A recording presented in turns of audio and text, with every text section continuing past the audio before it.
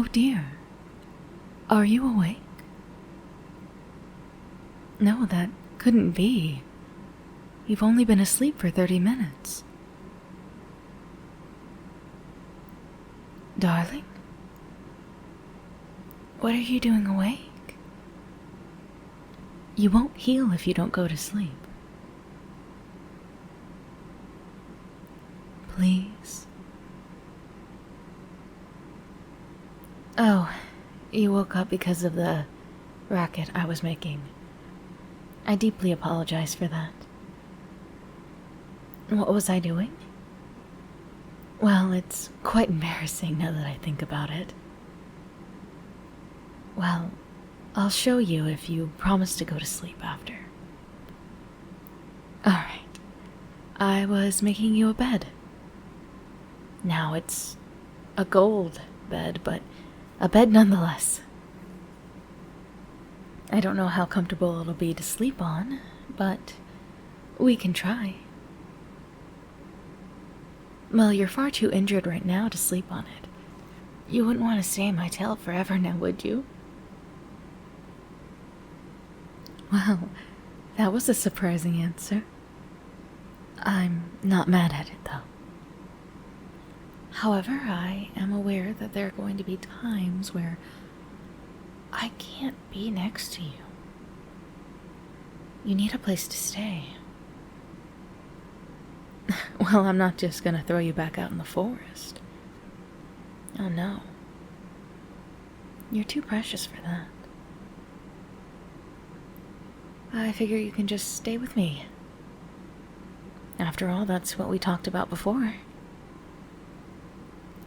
I'll show you around the camp, if that's the human term for it, when you get all rested up and feel better.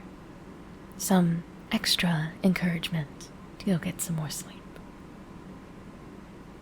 You are one stubborn human, I have to give you that. Come on. It's not hard to fall asleep.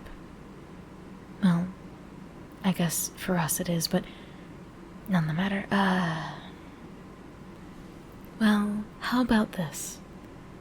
If I tell you or explain to you how dragons feel love, then would you go to sleep?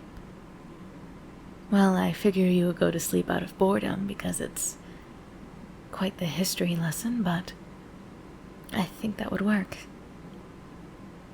Pinky promise? Great. As my grandfather once said, humans feel love completely different from dragons. Back in the old days, dragons were complete loners. They didn't have wives or husbands. They just kind of mated and then went along. It was the way of life. Until the first human came over and he changed everything. The way human explained love was, it's like a fire in your heart, a burning passion in your soul. You just can't get them out of your mind. And for some reason, you want to take care of them, and you care about their happiness and their well-being. If they get hurt, you feel hurt too. It's such a strange concept. Don't you think? Well, you're human, it comes naturally to you. It doesn't to dragons. My mother and father are perfect examples of that. With dragons, they slowly learn to love, to care about each other, and care about some dragons more than others. To get married. Now that is a crazy concept. Having one mate for life, looking after each other, working through problems, being there for each other. It's crazy. And it comes so naturally to you. It's human nature. It's amazing. to be able to empathize, to feel in that degree, to be able to love, not having to learn how to love. I often wonder at nighttime, what is that like? I'm sure it's fun, isn't it? To be able to care about other creatures, and I admire that about you. And the fact that you haven't tried to run away.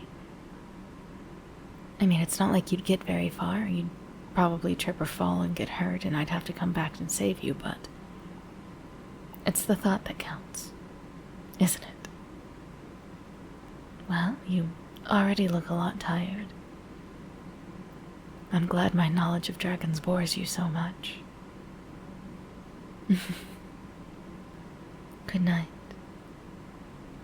I hope to learn more about you tomorrow, if you don't mind.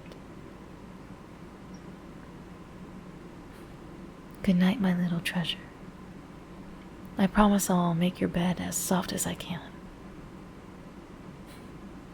Good night.